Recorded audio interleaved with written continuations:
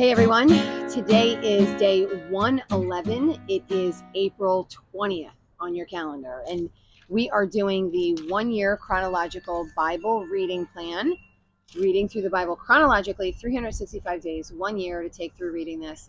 And the purpose is to get to know the God that you serve from beginning to end, not sticking with one part and kind of only focusing on that, right? Like, a lot of us go like, oh, Jesus is this. That's great, but Jesus is also God. And some people will go, well, God is this. Well, that's great. God is also Jesus, right? The Holy Spirit tells me this. Well, they're all three unified in one. And we're going to read through from beginning to end to see how that works, see how that matters, see why it affects your life. So today's reading, again, we're April 20th, day 111. It's a big reading. It is 2 Samuel 2 to 3:5, 23, 8 through 39, and then 1 Chronicles 11, 10 through 47. And so, again, using the 1 Year Chronological Bible online reading plan. So if you look online, find that reading plan, download it, print it up. If you've never been with me before, I want you to read first, then come in and listen to the videos. At this point, it's getting important to really make sure that you have your reading plan, because we're in a few different books, and we're going to be like that probably almost through the entire end of the year. So it's important to, if you're going to stick with this chronologically, then the reading plan is really important. So if we do a little backup, I'm not going to go too far. I'm only going to go as far back as Joshua. So Joshua brings the Israelite tribes, the 12 tribes of Israel, into the land of Canaan. They take over that land, but not everybody. Because they don't take over everybody, they start to turn from God. They start to turn to other gods, right? Which is exactly what God told them that they would do. And then they cry out to the Lord when the people start to overwhelm them. And then the Lord raises up somebody to lead them. They then overwhelm the people. And then this cycle starts all over again. And then they get to the point where they just feel like they can't take it anymore. The Philistines are coming back. They're taking over. There's a lot of them. And they want a king. They want to be like everybody else. Everybody else has a king. And so God appoints King Saul to them. Almost immediately, King Saul falls away from the Lord, doesn't listen to what the Lord wants him to do. And so then the Lord picks David to be the king. And so we're at the point now where David is just about to be sort of king for real, although really is still king by the Lord. But Saul has now died. And David would not take Saul's life. So David left this up to the Lord to do, and the Lord did do it. He was in war, not David. Saul was in a war. He was in a battle against the Philistines, and the Philistines took his life, took all of his sons' lives, and they wound up winning the war. And then they took Saul's body and hung it up and did all kinds of terrible stuff. So now we're in the point where David's like, what's next? Like, what do I do? He knows he's supposed to be king, and he is living in Ziklag. So he's actually living in the territory of the Philistines. And so my guess is he's got to get out of there. So if we're going to start here at verse 1.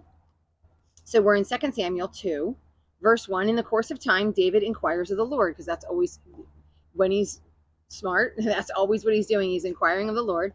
Shall I go up to one of the towns of Judah? So now he's kind of like, should I go back into my homeland? Should I go back into Israel? And the Lord says yes. And then he asks where I should go. And they said to Hebron. And he brings all of his people. He has wives, he has children, he has men, and they all have wives and children. And so they all go up into Hebron and they settle there. And then verse 4 says, the men of Judah came to Hebron, and there they anointed David king over the tribe of Judah. So if you remember, David is from the tribe of Judah. And so they appoint him now, he's king over his own tribe. We have all these other tribes, 11 other tribes, if you remember. So then David was told that the men from Jabesh Gilead buried Saul. So remember, they took him off, they honored him, they cremated him, then they buried his bones. And so he honors them as well. And they're not from Judah. They're actually from a different area. But he says, may the Lord show you kindness and faithfulness, and I too will show you the same favor because you have done this. And then he says, Judah has anointed me king over those people. So meanwhile, at this time, so to paint sort of a picture, David has been in charge of like 600 men, right? And all of their families. So he's kind of been sort of an outcast. He's in the land of the Philistines. And then there's all these other tribes, right? All the 12 other tribes, because it wasn't everyone from one tribe that came under David. It was just pieces from different tribes. Then all the other ones are under Saul. So Saul was like the king over all of those people. So he still obviously outnumbered David, let's say 11-1. David now is the king of Judah. There's something going on in all of those other lands, right? So there's still some battles between these people, and there's stuff going on in the other lands. So who's going to be in charge of the rest of the tribes? So it says, meanwhile, Abner, so Abner, if you guys remember from prior chapters, Abner was Saul's first in command. Abner, the commander of Saul's army, had taken Ishbosheth, son of Saul, and brought him over to Mahanaim. He made him king of everything else. So David's king of Judah, Saul's son, which would make sense, right? That's something we would understand probably to be true in most areas. The kingdom would go to Saul's son. So Saul's son is now the king over all those other areas, and David is king over Judah. So it says the length of time, Ishbosheth was 40, and he reigned just 2 years. And then the tribe of Judah, however, remained loyal to David, and that was for 7 years and 6 months. So they're loyal to David. Now, there's this little war between them. So again, remember, it's Judah, and then it's the rest of the tribes. And then Abner, son of Ner, together with the men of Ishbosheth, son of Saul. I'm going to break this down a little bit without reading it. So Abner picks a whole bunch of guys. They come down to battle. David's people pick a whole bunch of guys. They come down to battle, right? So it's Abner's guys against David's guys. And then it looks like what they do is they kind of choose 12 and 12. So maybe their top 12 guys in each camp. I'm not sure how they picked them. It doesn't say how they picked them, but they picked 12 guys in each camp, and these 12 guys battled each other. Well, it looks like they slaughtered each other. They each kind of went in and they each stabbed each other, and then all of them died in that field, and then they renamed that field. However, there's still a battle going on. So obviously it wasn't just the 12 people, because there's still more of a battle going on. David's side winds up winning this battle. And then they follow Abner and his men. They're following him. So the one son, it winds up following Abner and his men. Like, so they say, don't look to the right, they don't look to the left. They just keep their eyes on Abner, and they're following Abner down. And now Abner was really high up in Saul's army. He's the first in command. He was the one that was protecting the king. So he's really high up in there. He's obviously been to war. He's been in battles. He's a strong guy. And he turns around and he says, stop following me. Like, go worry about and get somebody smaller that you can take all their stuff and you can plunder them. Don't follow me. I don't want to hurt you. So even in this, it seems like there's battle, but maybe there's not hatred toward each other. And again, I could be reading into it as from a certain perspective, but it seems like he really didn't want, I think we find out they're related. He really didn't want him to come after him. He didn't want to kill him. He wants to, yes, they're in war with each other, but maybe it's just a matter of finding what king should be the real leader. Because remember, he had been under Saul, and so he assumed or thought in some way, shape, or form that David was wrong and David shouldn't have been king, that Saul was the real king. So we find the situation where he says, don't follow me. Well, unfortunately, he does continue to follow him. And so it says I'm going to go to verse 18. The 3 sons of Zeruiah were there, Joab, Abishai, and Asahel. Now Asahel was fleet-footed as a wild gazelle, and he chased Abner, turning to neither the right or the left. And then Abner tells him no, so warns him, stop chasing me. And then Asahel refused to give up. And then Abner, again, a little bit vicious and violent, Abner thrusts his spear through him. Obviously he dies, goes all the way through. And he warned him not to. And then in verse 24, then the 2 other brothers continue to pursue Abner. 26, Abner calls out to Joab. And this is why I said, like, I don't really think that they hate each other. I think that there's just a battle, and Abner's just trying to get away. He says, must the sword devour forever? Don't you realize this will end in bitterness? So it's not going to end in death. It's going to end in bitterness. How long before you order your men to stop pursuing their fellow Israelites? So then Joab answers and says, as surely as God lives, if you had not spoken, we would have continued to pursue you. But then he blows the trumpet and he calls his men off. This is a huge victory for David's people. Yes, they didn't take Abner, but it says that David lost like 12 or 13 men, and they lost hundreds of men. So let's say 360 Benjamites died, and it says 19 of David's men were found missing. We don't even necessarily know if they're dead, but they're missing. We can assume that they're dead.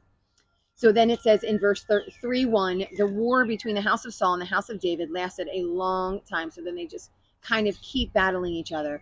But slowly and surely through every battle, it seems to sort of turn this way. David was getting stronger and Saul was getting weaker. More people were coming over to David. So now it just is going to give us a little, in Chronicles or 2 Samuel, it's going to give us a little genealogy. So we're doing this in that and in Chronicles. Sons were born to David in Hebron. And so they list the sons that were born to David, and there were 6 of them. There could have been more, but there were 6 of them. Seems like it was their first David's firstborn sons of his 6 wives. And I give a dirty look because 6 wives. I don't think that that's the way it's supposed to go. I don't think that's the way that God wanted it to be, but that's the way that he did it. That's what he chose. And maybe unfortunately, in some ways, I want to say it was a sign of the times, and I don't want to excuse it to say like, oh, it doesn't matter. It's a sign of the times. I think God wanted what he wanted, but there's always sin, right? Like, so nobody is free from that. And so this is one way in which David, I think, was not doing what the Lord originally commanded to do, right? So moving into this next section, and the reason I want to move into this, because this is 1 Chronicles 3, in verse 1, it once again says, these are the sons of David born to him in Hebron. And I just want to point out that the one son is Daniel, but in the chapter in Samuel, his name is Kileab. And I want to bring it up because it says it's from the same wife. Again, contextually, I'm going to make an assumption that it is the same son. There are many different reasons why people have different names, and we see it a lot in scripture. We're going to see it more as the times go on, more and more in Kings, and I may have addressed it already, but they have different names for the same reasons that we might have different names. Like sometimes we are called by our last name, sometimes we're called by our middle name, sometimes we're called by a nickname, sometimes our name is one thing in our language but another thing in a different language, right? So depending on who the writer was in each of those books would be why there would be name changes. It doesn't look like it always happens. It doesn't look like it happens with every what we would call character, but we do see it in some of these places. So just a note that it doesn't make it wrong, and it doesn't necessarily make it a lie, just something that we need to be aware of when we look at it to see maybe what or why this would be this way. And it doesn't matter. How does it impact any of the rest of the story? All right, so I want to move on. Now we're going down to mighty men, because actually some of the things happen in here as well. Going down to some of the mighty men, we're in 2 Samuel 23, and in verse 8 it says, these are the names of David's mighty warriors. And so we have a few mighty warriors. There's the 3, and then there's one that goes over the 3 and one that's just as famous as the 3, right? Okay, I'm just going to give you a couple of stories. I don't want to go too crazy in these stories. We've got Josheb Bashebeth. Nope. Josheb Bashebeth. He was the chief of the 3. Here's his story. He raised a spear against 800 men. He killed them in one encounter. So one dude, 800 men, one encounter. The next guy was Eleazar. He was another one of the 3. Eleazar stood his ground and killed so many people that his hand got frozen to his sword because he killed so many people. The Lord brought a victory that day. Next to him was Shema. He stood in the middle of the field. So this is a lentil field. And this is like, so there were all these Philistines. They came out to this field and everybody else ran.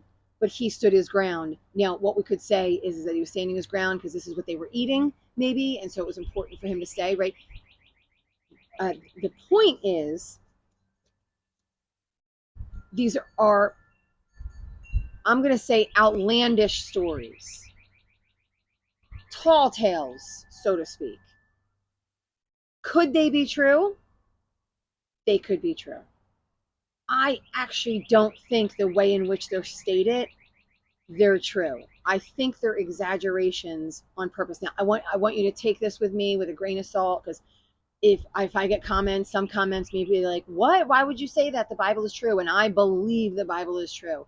I think we're actually meant to understand that these stories are a little bit of tall tales.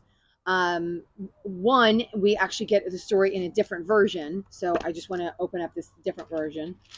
Not necessarily a different version, but First Chronicles, right? So First Chronicles 11, we have these same stories. But in verse 11, it says Jashobeam, a Hakmonite. So we got a little bit different here. The name is a little bit different. The area is a little bit different. Not necessarily meaning, right? I already went over that there's a possibility that names are slightly different, right? And towns are named after people. So we see a lot of that happening. They're named after like clans. And so could the town be named slightly differently? Yes. What I want to point out is that the book of Samuel and the book of Chronicles were written at different times. Chronicles was probably written once the Israelites came back from banishment, which doesn't happen for a long time, right? We're not going to see that for several hundred years. And so the chronicler, the one that was telling the story, is taking the historical data that they find in other places and they're putting it all into a book for the Israelites to be able to read so they know their history. So there's point and purpose to the book of the Chronicles, right? So again, at that time, maybe they saw some changes in names or whatever it might be. They made things easier to understand.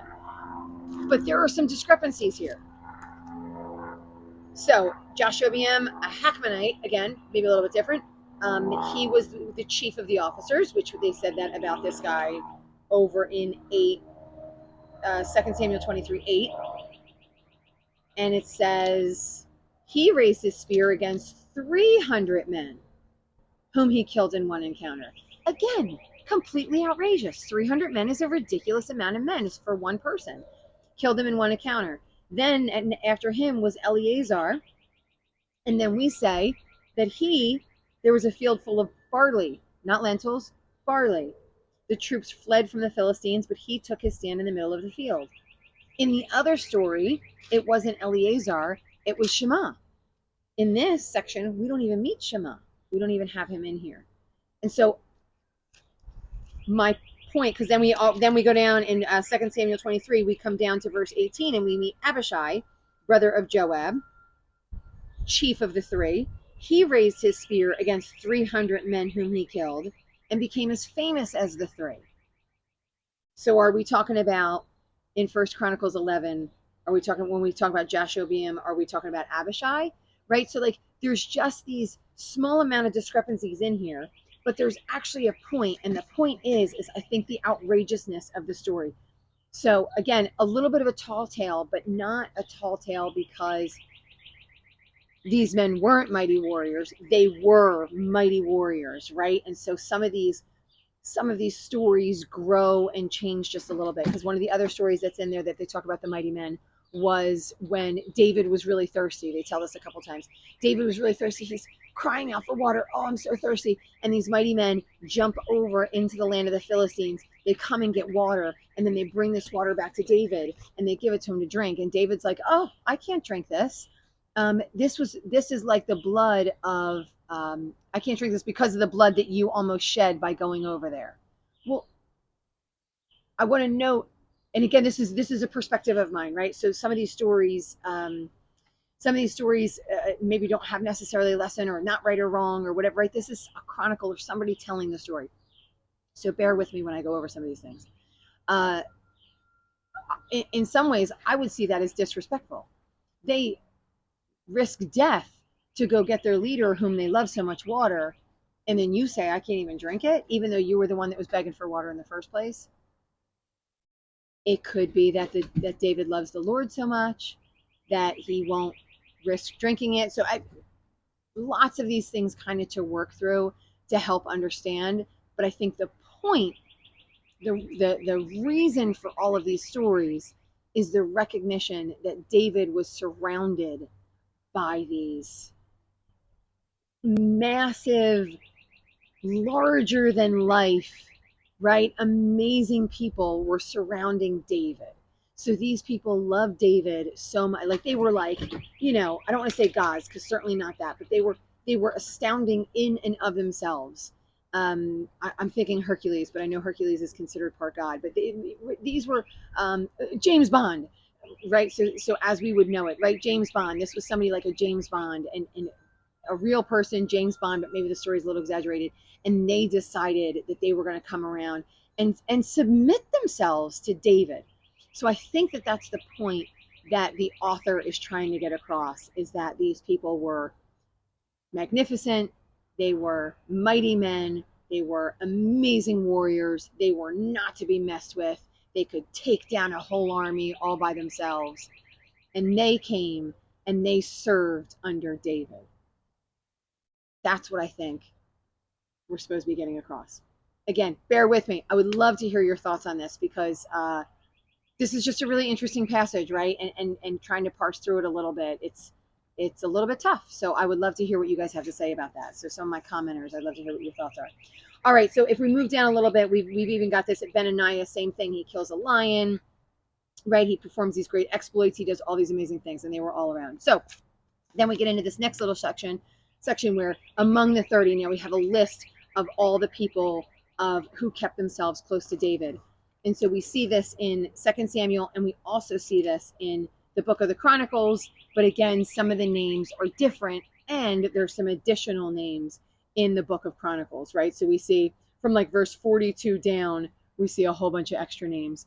But these people were people that were known. They were notorious, I feel like is a good word to be used for these people. And they were great in battle, and they were important people to be around David. And so David had some great people under his belt, helping him out, supporting him in his battle for God, right, against the people who weren't supposed to be in the land of Canaan. So that's where we end today with our mighty warrior discussion. If this has been a blessing to you, you know I always say this. I want you to like it. I want you to share it. I want you to subscribe to the channel. Really share it with other people. I want you to keep reading. And then we will be back tomorrow learning more about David and what happens to the kingdom. I'll see you guys next time.